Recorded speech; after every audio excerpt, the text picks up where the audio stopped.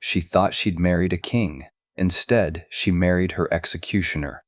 At 19, Catherine Howard's crown glittered brighter than her future, until one secret turned her from queen to traitor overnight.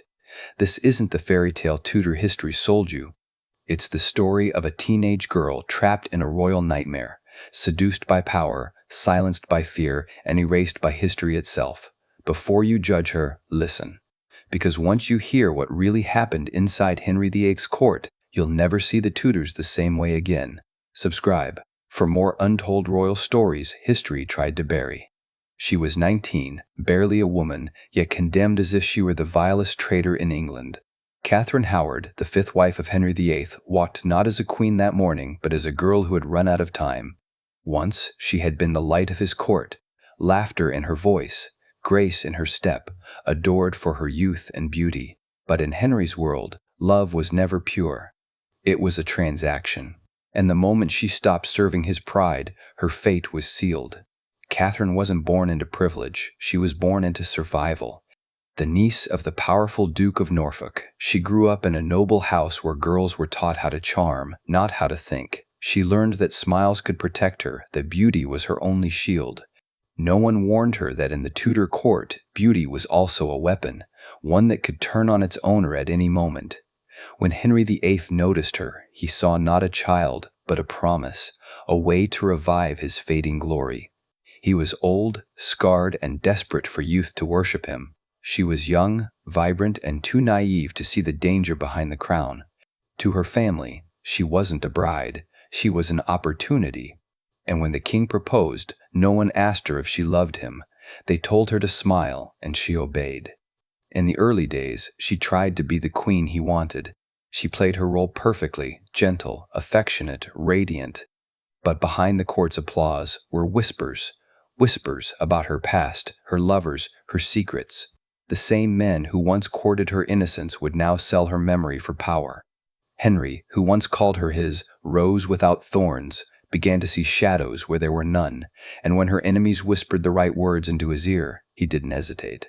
He believed them. Catherine's story isn't one of guilt. It's one of betrayal by her family, her court, and her king.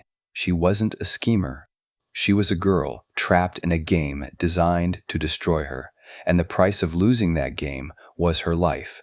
Catherine Howard entered the world not as a princess, but as a forgotten child of a noble family that valued names more than people. Her father, Edmund Howard, was a man of title but little fortune. Her mother died when she was young, leaving her to be raised among distant relatives who viewed her less as a daughter and more as another mouth to feed. In Tudor England, lineage was everything, but love was a luxury. Catherine had the first, never the second. As a young girl, she was sent to live in the household of her grandmother, Agnes Tilney, the Dowager Duchess of Norfolk. To outsiders, it was a respectable arrangement. In truth, it was a chaotic, crowded household filled with neglected wards, gossip, and temptation. The Duchess's residence was less a school of virtue and more a place where noble daughters learned how to survive through charm. Tutors came and went. Lessons were half-taught, and discipline was loose. The girls whispered, flirted, and dreamed of the court, the golden world where beauty could open every door. Catherine absorbed all of it. She wasn't rebellious, she was eager to belong. She had no mother to warn her, no father to guide her, and no one to tell her what men were truly capable of. Among her peers, love was a game, a performance where attention meant power. When the music teacher Henry Manox began flattering her, she mistook it for affection. He told her she was beautiful, talented, different from the others. She believed him. What started as laughter and stolen glances soon became something she didn't understand, something whispered about behind closed doors. For Manox, she was a conquest. For Catherine, it was her first taste of being seen. In a world where girls were currency, even dangerous attention felt like validation. When her grandmother discovered the flirtation, she dismissed it with anger, but not consequence. There were no lessons learned, only secrets buried. But secrets have long memories in the Tudor world. A few years later, another man entered her life, Francis Dereham. He was charming, confident, and close to her own age. Unlike Manox, Dereham promised her something more: affection, companionship, even talk of marriage. For a girl with no protection, that promise was intoxicating.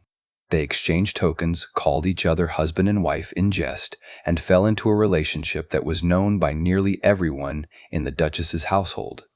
It wasn't scandalous then, not in a house where such liaisons were common, but it was enough to stain her name forever. What Catherine couldn't know was that every word, every playful moment with Dereham would one day be used as evidence of treason. In her youth, she lived without fear of consequence because no one ever taught her what consequence meant. She had seen other girls flirt and marry well afterward.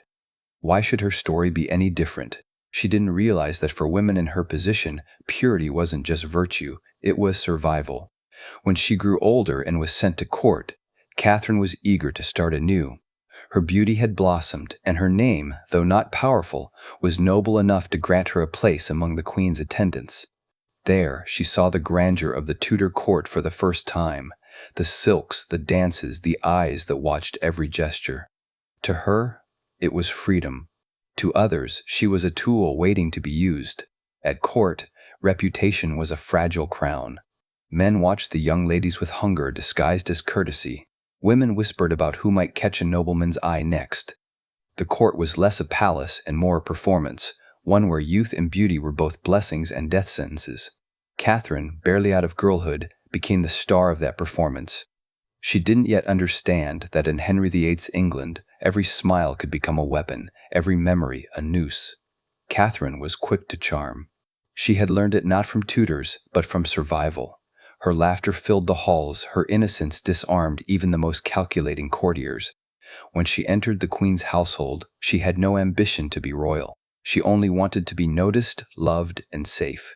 But in the Tudor court, being noticed was the most dangerous wish of all. Those early years shaped her destiny long before she ever met the king. The flirtations, the affection, the unguarded trust, they were marks she would carry into her queenship like invisible chains. The men who once whispered sweet words would one day whisper accusations.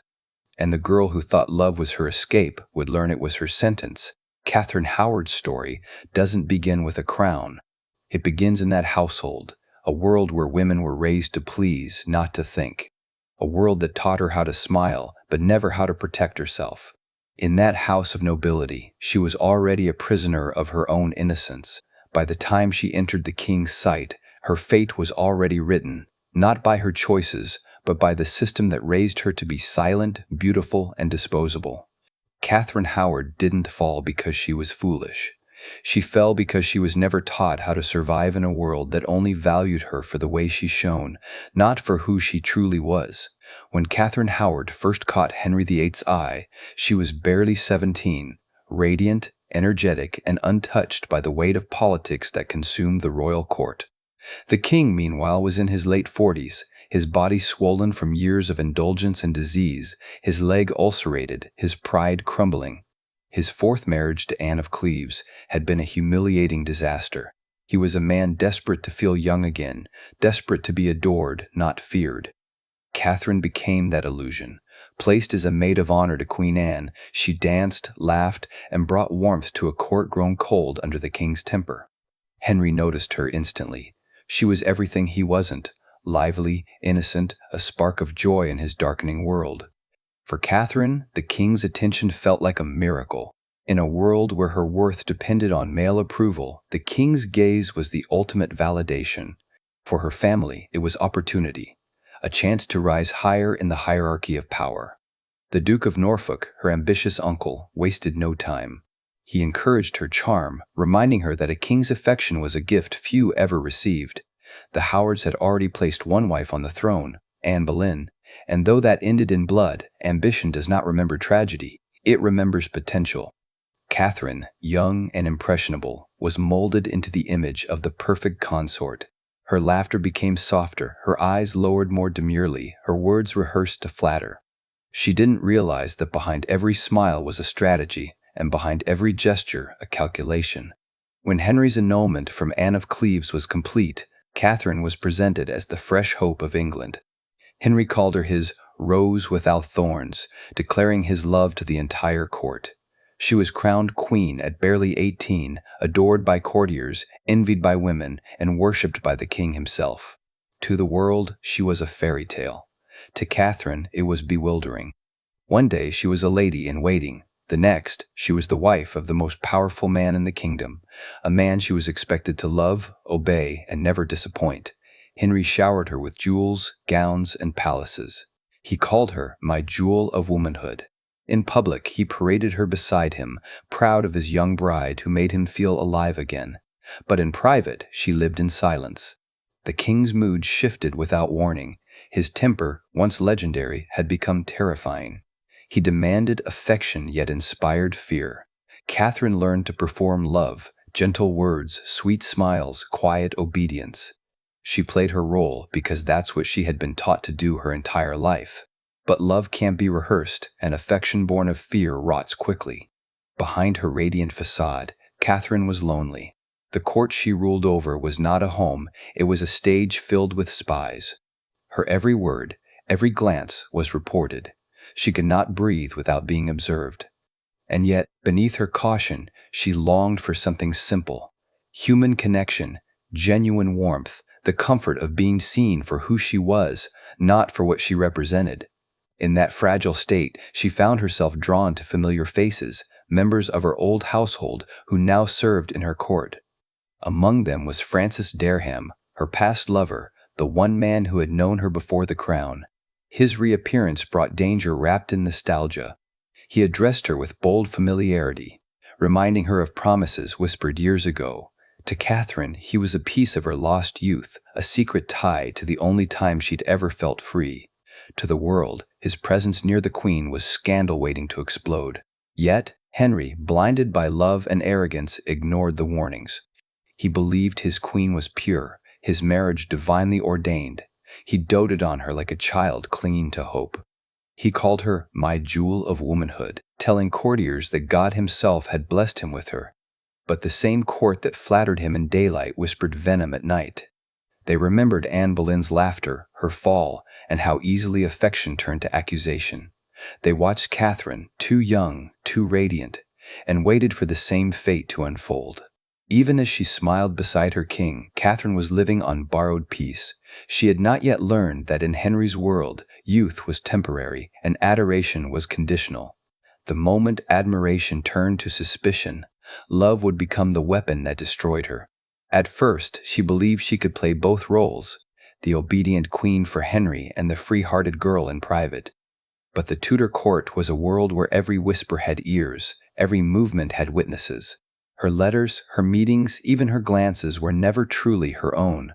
She was surrounded not by friends but by opportunists, people who smiled at her by day and traded her secrets by night. Catherine thought she had escaped her past, but the past was already walking beside her, disguised as loyalty.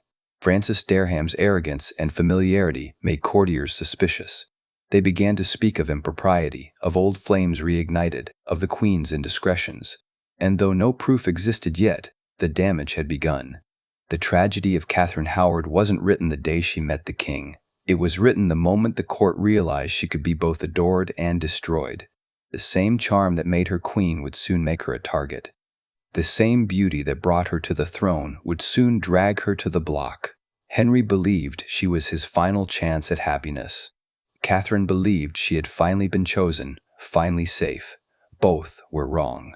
Their marriage was not a union, it was a collision of age and youth, power and innocence, love and fear. In the glittering world of Tudor politics, where loyalty was an illusion and truth was a weapon, Catherine's crown was never a blessing. It was a countdown, and every smile, every secret, every whispered name was one step closer to the moment it would fall from her head forever. The moment Catherine Howard became queen, she began surrounding herself with familiar faces, women who had grown up beside her in the Duchess of Norfolk's household. To her, they were comfort, reminders of a world she understood. To everyone else, they were danger. In Henry's court, loyalty was an illusion, and every servant carried two masters, one who paid them and one who listened. Among the attendants she brought with her was Francis Dereham, the man from her past who knew far too much. Catherine's decision to appoint him was naive but not malicious. She believed that offering him a place in her household would protect her secrets. Instead, it resurrected them. The courtiers whispered that the queen was favoring a man with suspicious familiarity. Servants recalled how freely he spoke, how he addressed her without the reverence due a queen. Rumors began to ripple through the corridors like poison in water. At the same time, another figure began to orbit her, Thomas Culpeper, a young, handsome gentleman of the king's privy chamber. He was everything Henry was not, graceful, charming, full of life. For Catherine, trapped in ceremonial perfection, Culpeper represented something dangerously human. He laughed easily, moved confidently, and looked at her not as a queen, but as a woman. That look was her undoing. Their friendship began innocently, conversations in passing, shared glances at courtly events. But soon, the tension deepened into secret exchanges. Catherine's attendants, particularly Lady Rochford, the widow of George Boleyn, began facilitating meetings between them. Lady Rochford, once the betrayer of Anne Boleyn, understood the game too well. She knew how to hide doors, how to mislead guards, how to bury secrets under the routine of palace life. Yet nothing stayed hidden for long in Henry's world. The court thrived on scandal. Every whisper became currency. Catherine's letters to Culpeper, though tender, carried a tone of desperation, the plea of a young woman suffocating under the weight of her crown. "I long to speak with you," she wrote, "and I shall never be at rest until that be done." Those words, innocent in heart, would one day hang like chains around her neck. Catherine wasn't reckless, she was lonely. The king, aging and in constant pain, spent more time with his physicians than his wife. The marriage that had begun with joy now lived in silence. She dined alone, prayed alone, and slept in chambers guarded by men who reported every sigh. In that isolation, her need for affection became her greatest weakness. Culpeper offered her what Henry never could: youth, understanding, and attention without fear. Meanwhile, Francis Derham's jealousy grew. He reminded Catherine of their past promises, calling her ungrateful and cold. He even boasted to others that he had known her long before she was queen. His arrogance drew attention, and soon even minor courtiers were whispering that the queen's household was tainted. To protect herself, Catherine promoted him to a higher position, hoping it would silence him. Instead, it gave him more access and more eyes to watch him. By then, the court had begun to turn. Archbishop Cranmer, a cautious and cunning man, had never trusted the Howards. He noticed the pattern. The same flirtation that had doomed Anne Boleyn was beginning again.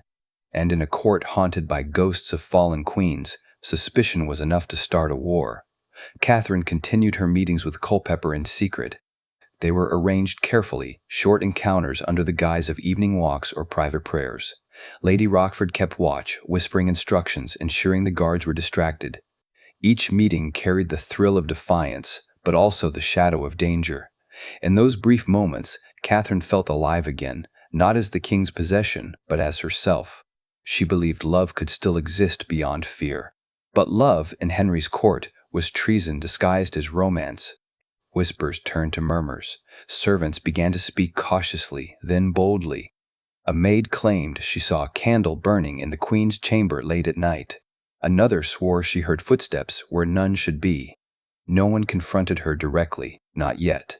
But the palace had started to breathe suspicion. Culpeper, though loyal, grew anxious. He knew the risks. "If it be known," he warned, "it will be my undoing." But Catherine refused to believe their secrets could destroy them. She had lived her whole life believing that charm could save her. She did not understand that in Henry's England, charm was a weapon only men were allowed to wield. By the summer of 1541, their secret was no longer secret. Jealous courtiers, resentful of the Howards' influence, began feeding hints to Archbishop Cranmer. Letters were intercepted, servants interrogated quietly, and the pattern of their meetings reconstructed from fragments of gossip. What began as whispers in corridors became official suspicion. And yet, Catherine had no idea. She still smiled beside the king, unaware that her enemies were already collecting proof. She planned royal progresses, danced at banquets, and wrote to Culpeper as though nothing could touch her. She believed the king loved her too much to doubt her. But Henry's love was fragile, devotion that could turn to fury in a single breath. In the Tudor court, the narrator might say, whispers could kill, and hers were already echoing in the king's chamber. By autumn, the queen's laughter had changed. The glances from her ladies-in-waiting were sharper, the air colder. She sensed something shifting but couldn't name it. Then, one morning, Cranmer approached the king with trembling hands and a sealed paper, a report of the queen's light behavior. Henry refused to read it at first. He said his Catherine was pure, that she had brought light back into his life.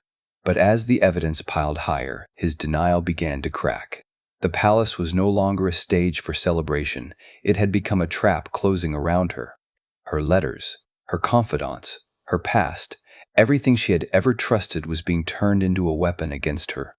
The walls that once echoed her laughter now whispered her doom, and when those whispers finally reached the king, they would not stop until she did. By the autumn of 1541, the walls of Hampton Court no longer echoed with laughter, but with suspicion. The whispers had grown louder, reaching the one man whose belief defined her life, the king himself. For weeks, Henry VIII ignored the rumors. He refused to imagine betrayal from the girl he called his rose without thorns. When Archbishop Cranmer cautiously handed him a letter containing accusations of Catherine's unchaste behavior, Henry's hands trembled, not with rage but disbelief. He tore it open, read it once, then again, slower, quieter. Then the silence broke. "No," he said, "not her." But even kings can't silence truth once it starts speaking in too many voices. Cranmer, methodical and patient, began his investigation in secret. He questioned the Queen's attendants, her old companions from the Duchess of Norfolk's household. Fear turned their tongues loose. They spoke of Francis Dereham, of laughter behind closed doors, of a past the Queen had never confessed. At first, Cranmer's inquiries focused on her life before marriage. But then he heard a name that changed everything: Thomas Culpeper. When Henry learned that Culpeper, his trusted servant, had been visiting the Queen in secret, disbelief twisted into fury. His love curdled into humiliation. The same king who had destroyed a nation for love now felt mocked by it. "A harlot," he shouted, pacing his chambers, his face red with rage. He ordered Cranmer to search out the truth, no matter the blood it costs. Cranmer obeyed. Guards swept through the Queen's chambers. Servants were dragged from their beds, interrogated until their words broke into confessions. Catherine's letters were found, her words of longing to Culpeper now read aloud by men who had never loved her. Her handwriting became evidence, her tenderness became treason. When news of the investigation reached her, Catherine panicked. She begged to see the king, convinced that if she could just speak to him, he would forgive her. She ran down the gallery at Hampton Court, desperate to reach his door, but the guards stopped her halfway. The king had already ordered that she be confined to her apartments. That was the last time she would ever walk free. Henry withdrew from court, sick with anger and shame. He locked himself in Whitehall, refusing to see anyone. He had loved her with the devotion of a man who believed he was chosen by God. To discover betrayal was not just a personal wound, it was blasphemy. His pride could not survive forgiveness. Catherine, meanwhile, was consumed by terror. Her once sparkling court had turned to shadows. Her ladies, fearing punishment, avoided her eyes. Lady Rochford, her supposed ally, collapsed under questioning and confessed to arranging meetings between Catherine and Culpeper. Under torture, Culpeper admitted to meeting the Queen secretly, but denied adultery. Dereham, questioned separately, spoke bitterly of their past intimacy, sealing her fate. The men hoped that confession might save them. It didn't. Both were condemned to die. When Henry heard the testimonies, he didn't rage, he wept. Witnesses described him sinking into silence, staring into the fire for hours. "God," he whispered, "I have been deceived again." His grief soon hardened into vengeance. He signed the warrants for the arrests himself, his hand steady, his heart turned to stone. Catherine was stripped of her titles, her jewels seized, her attendants dismissed. The once celebrated Queen of England became the Lady Catherine, a prisoner in all but name. She wrote desperate pleas to Henry, begging for mercy, insisting that she had only loved him, that she had been led astray by others. The letters never reached him. Cranmer ensured they were intercepted, filed, and forgotten. The king wanted silence, and silence she received. In early November, she was moved to Sion House under heavy guard. The cold halls echoed with her cries. Witnesses said she alternated between weeping and praying, sometimes begging her guards to tell her if Henry still thought of her kindly. "I was but a foolish girl," she said, "but I loved him." It was the kind of truth the Tudor world had no room for. While Catherine waited in despair, Henry prepared for public justice. Francis Dereham and Thomas Culpeper were executed at Tyburn. Culpeper beheaded, Dereham hanged, drawn, and quartered. Their deaths were brutal warnings. Catherine was made to know every detail. "This," one guard told her, "is the fate of all who betray the king." She fainted when she heard it. For hours she lay silent, her hands clasped around a small crucifix. She wasn't a queen anymore, just a frightened girl trapped inside history's cold machinery. When the Parliament reconvened, a new law was passed. Any woman who had been unchaste before marrying the king must disclose it or face death. It was called the Act of Attainder, written specifically for Catherine Howard. Her guilt, once whispered, was now carved into law. There would be no trial, no defense, no chance for pardon. Henry never saw her again. Those close to him said he avoided her name, as if speaking it would expose the cracks in his authority. But others swore they caught him alone in the chapel, muttering prayers for her soul. Perhaps even kings feel the ghosts of the ones they destroy. By February 1542, Catherine had been transferred to the Tower of London. There was no ceremony, no farewell. Only silence. The girl who had once been adored by an entire nation was now reduced to a single title, the Queen that was. Her fall was swift, but it wasn't the result of one sin. It was the consequence of a world that never forgave women for being young, or men for growing old. Catherine Howard didn't die because she betrayed her king. She died because she dared to believe love could exist in a palace built on fear. When Catherine Howard was taken to Sion House, she was no longer the radiant queen who once glided through the halls of Hampton Court. She was a frightened 19-year-old, stripped of everything: her crown, her attendants, and the illusion that she had ever been safe. Her title was gone, her rooms were locked. Every movement she made was watched. At first, she refused to believe that Henry would let her die. She had seen his fury before, but she had also seen his forgiveness. He had pardoned others. He had wept over her once. Surely, she thought, he would remember their laughter, the music, the nights when she knelt at his feet and he called her his little dove. She clung to that memory like a prayer. But as the days passed and no message came, her hope began to rot. Her meals were plain, her letters unread, and her visitors were priests, not courtiers. When they spoke of repentance, she trembled. "I am not wicked," she whispered once, "only foolish." Her confessor wrote that she seemed more like a lost child than a fallen queen. He said her tears came without sound, as if even grief had learned to be quiet around her. Meanwhile, Henry VIII avoided her name entirely. He buried himself in council meetings, telling his ministers to finalize the Act of Attainder. The document declared Catherine guilty without trial, ensuring her death would be lawful. It was politics disguised as justice, mercy rewritten as silence. To the king, she was no longer a woman. She was a reminder of his weakness, a ghost he needed to bury. Back in her confinement, Catherine began to break. She asked for music, then refused to listen. She requested her prayer book, then left it unopened. Some said she spoke to the walls. Others said she prayed for forgiveness from a man who would never grant it. The young queen who once lit up the court now sat motionless, her hands trembling as she whispered the king's name like a secret she wasn't allowed to keep. Her letters were pitiful fragments of emotion, pleas written in a trembling hand. "If I could speak with His Majesty, but for 1 hour, I would confess all and ask only for mercy." That letter never reached him. It was intercepted, sealed, and filed away in silence. As weeks turned into months, the Tower of London awaited her. She knew what that meant. Every woman in Tudor England did. The Tower wasn't a prison, it was a sentence. When she was finally told she would be transferred there, she fainted. When she awoke, she asked one question: "Will the king forgive me?" No one answered. Her journey to the Tower was quiet, escorted by guards who did not meet her eyes. She was placed in the same rooms once occupied by Anne Boleyn, her cousin, who had met the same fate 6 years earlier. Catherine knew the story well. Now she was living it. The same walls, the same echoes, the same destiny. In those last days, she changed. The panic subsided into a strange calm. She began to pray constantly, asking God to forgive not only her, but those who had betrayed her. She even asked that the king find peace. I loved him, she told her confessor. Truly, I only wished to please him. It was the purest sentence she had ever spoken, and the saddest. Outside the tower, London prepared for a royal execution. The gossip was relentless. Some said she had seduced half the court. Others claimed she had bewitched the king. Few cared about the truth. To them, she was just another chapter in the tragedy of Henry's wives, another name to whisper with morbid fascination.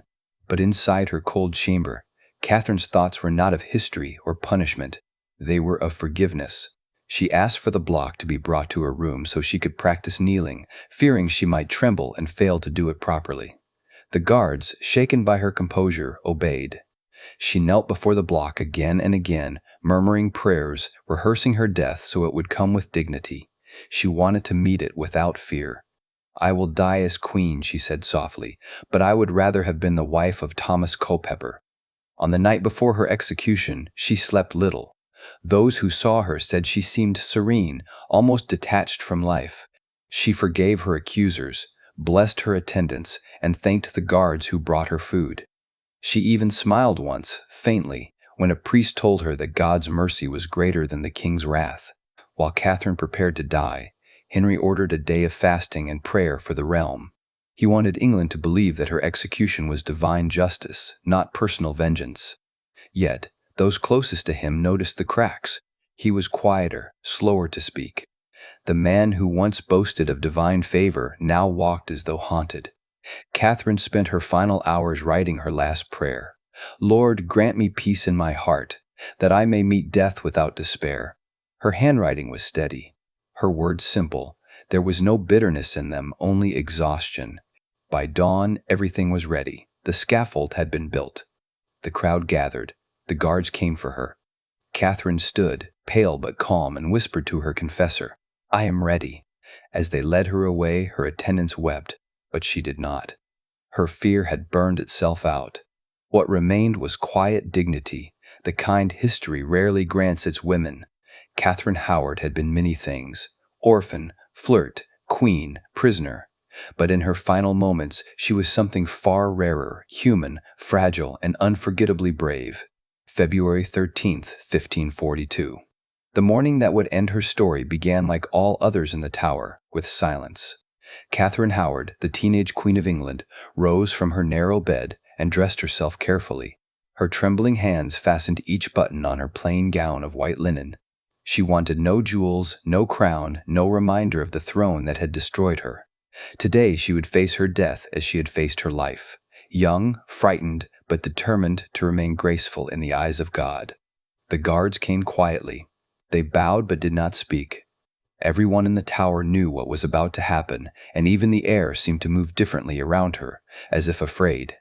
Catherine carried her prayer book, kissed its cover, and whispered, I am ready. It was not bravery she felt, but surrender. She had been fighting for mercy for months. Now she fought only for peace. She was led to the same scaffold where her cousin Anne Boleyn had died.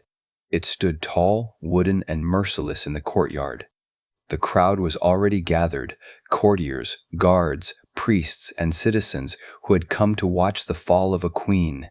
To them, it was a spectacle. To her, it was the final act of a play she never agreed to perform. When she reached the platform, Catherine looked around once. The faces blurred into a sea of eyes. She saw no friends, no family, only strangers waiting for her last breath. Yet, even then, she carried herself with quiet dignity. She turned to the executioner and thanked him for his kindness, asking him to do his duty swiftly. Her voice was soft, almost childlike. Then she addressed the crowd. I die a queen, she said, but I would rather have died the wife of Thomas Culpeper. Her words rippled through the onlookers, shocking, raw, and heartbreakingly honest. In that single moment, she wasn't just confessing love. She was reclaiming her humanity. She wasn't Henry's possession anymore. She was Catherine, the girl who had wanted only to be loved and understood. The priest stepped forward to pray with her. She repeated the words faintly, tears streaking her face, but her voice didn't break. Those who watched said she knelt as gracefully as if she were walking into a ballroom. She placed her head upon the block, her lips moving in silent prayer. "Lord, into thy hands I commend my spirit." The axe fell once, and then there was silence. The crowd stood frozen. The executioner held her head high, the ritual of justice complete. But in that silence, something shifted, an unease that would never leave the court again. The people had seen queens die before, but never one so young, so visibly human. The girl they had mocked as foolish now became a ghost that haunted England's conscience. Her body was laid to rest in an unmarked grave within the chapel of St. Say, Peter ad Vincula, beside Anne Boleyn. Two young women, cousins, queens, both executed by the same man. Their names would be whispered together for centuries. Their lives a reminder that beauty and youth were no protection against power's cruelty. Henry VIII did not attend her execution. He could not bear to see her face again. In the weeks that followed, he sank into depression. Those close to him described a man haunted, walking alone in his chambers, muttering to himself. One servant claimed to have heard him whisper, "She was a sweet, foolish girl." Another said he wept when he passed the portrait of her hanging in the gallery. Whether guilt or regret, no one could say. But Henry's remorse came too late. He moved on, as kings always did. Yet his health worsened, his temper grew darker, and his kingdom colder. Some said that God had withdrawn his favor, that the blood of his wives had cursed his reign. Whatever the truth, the man who once called himself God's chosen now looked more like a broken soul seeking forgiveness no crown could buy. Catherine's name was nearly erased from history. Official records called her that woman, as if refusing to give her even the dignity of memory. But whispers survived, servants who spoke of her laughter, her kindness, her innocence. They remembered how she loved music, how she smiled when she danced, how she never learned to play the cruel games of power that defined the Tudor court. She had not been a seductress or a schemer. She had been a teenager thrust into a world designed to destroy her. Her only crime was being young and human in a palace that demanded perfection. Centuries later, historians would argue over whether she was guilty, foolish, or simply unlucky. But those who read her letters, those desperate, trembling pleas for mercy, know the truth. Catherine Howard didn't die because she defied her king. She died because she believed love could exist in a place built on fear, and in that belief, she became something far greater than the tragedy written about her. She became a symbol of innocence devoured by ambition, of youth betrayed by power, of a heart that loved when it should have feared. The story of Catherine Howard does not end with her death.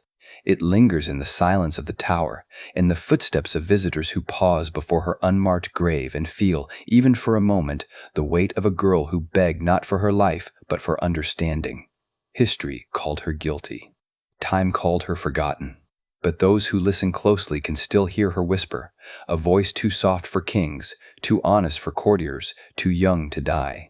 Catherine Howard's story is not merely the downfall of a queen, it is the tragedy of a child who wandered into a world built to consume her.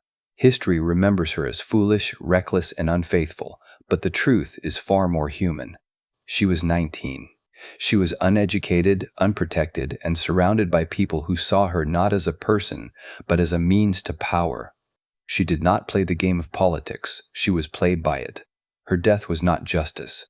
It was the inevitable result of a court that fed on youth and discarded it when it threatened to shine too brightly. Catherine was never the manipulative temptress her enemies claimed. She was simply a girl who believed affection could survive inside a palace ruled by fear.